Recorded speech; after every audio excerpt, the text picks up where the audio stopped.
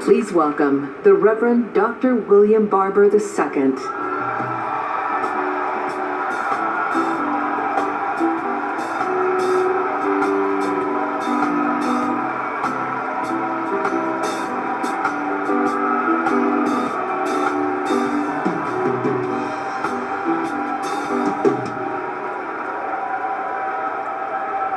Good evening, my brothers and sisters. I come before you tonight as a preacher, the son of a preacher immersed in the movement at 5 years old. I don't come tonight representing any organization, but I come to talk about faith and morality. I'm a preacher and I'm a theologically conservative, liberal, evangelical biblicist. I know it may sound strange, but I'm a conservative because I work to conserve a divine tradition that teaches us to do justice, love mercy, and walk humbly with our God.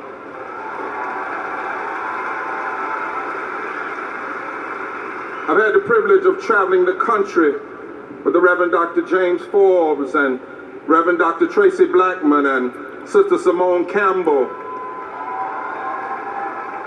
as we are working together in the revival and calling for a moral revolution of values.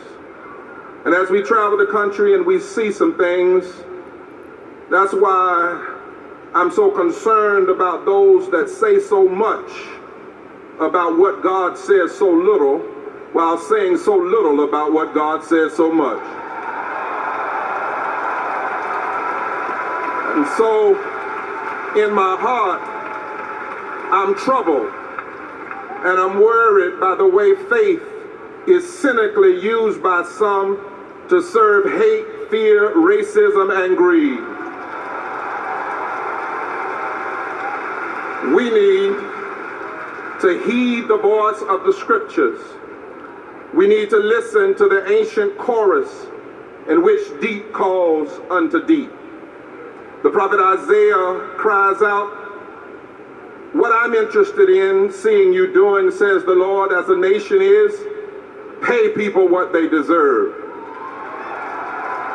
Share your food with the hungry. Do this, and then your nation shall be called a repairer of the breach."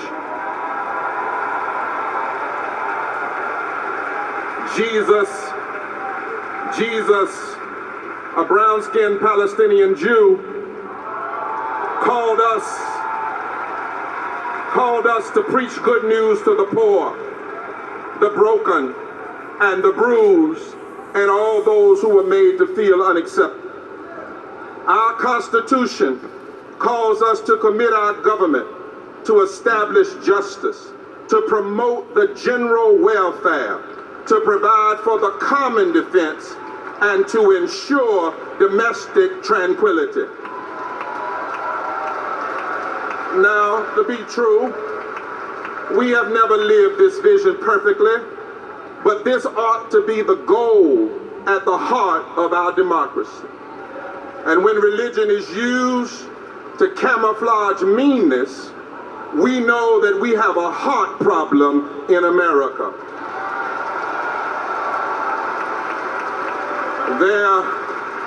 There have always been forces that wanted to harden, even stop the heart of our democracy.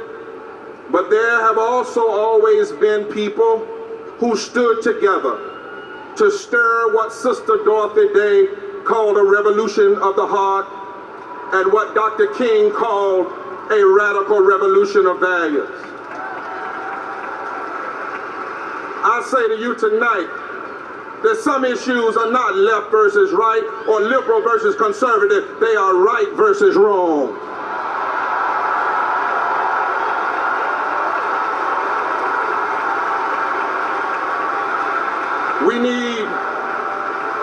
We need to embrace our deepest moral values and push for a revival of the heart of our democracy. When we fight to reinstate the power of the Voting Rights Act. And we break the interposition and nullification of the current Congress. We in the South especially know that when we do that, we are reviving the heart of our democracy. When we fight for 15 and a union,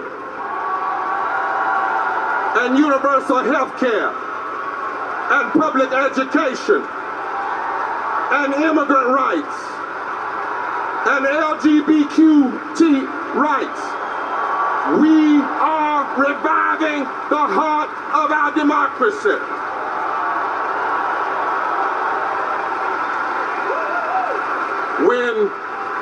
When we develop tax and trade policies that no longer funnel our prosperity to the wealthy few, we are reviving the heart of our democracy.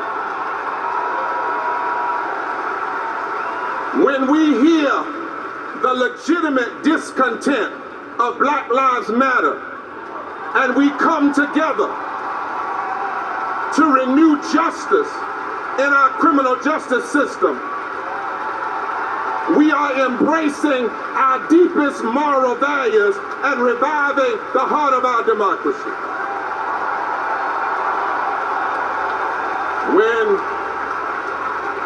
When we love the Jewish child and the Palestinian child,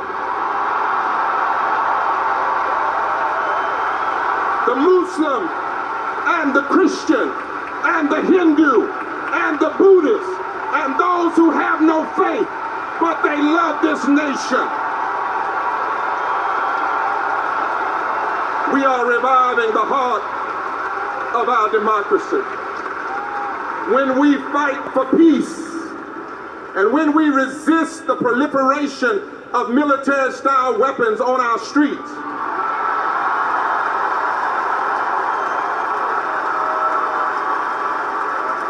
and when we stand against the anti-democratic stronghold of the NRA, we are reviving the heart of our democracy.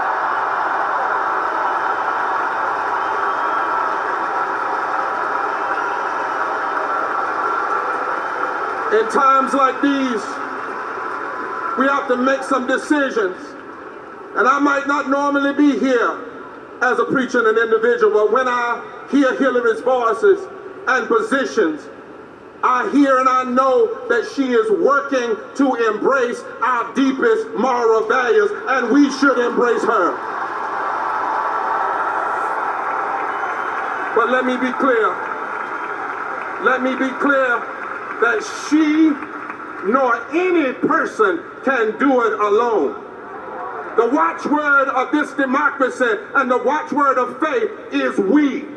The heart of our democracy is on the line this November and beyond.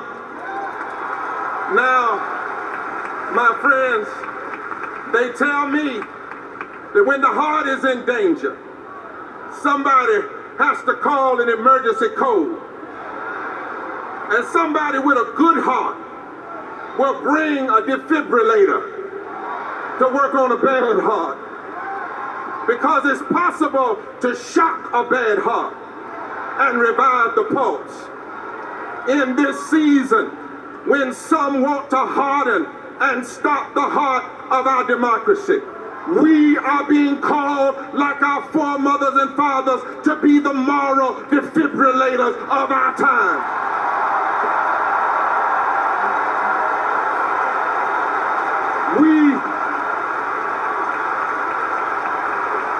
We must shock this nation with the power of love. We must shock this nation with the power of mercy. We must shock this nation and fight for justice for all. We can't give up on the heart of our democracy, not now, not ever.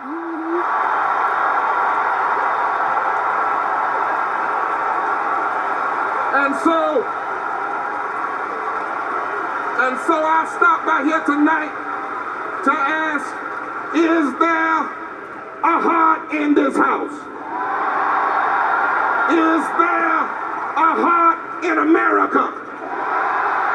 Is there somebody that has a heart for the poor and a heart for the vulnerable? Then stand up, vote together, organize together, fight for the heart of this nation. And while you're fighting, sing that old hymn, revive us again, fill each heart with thy love. May each soul be rekindled with fire from above. Hallelujah! Thine the glory.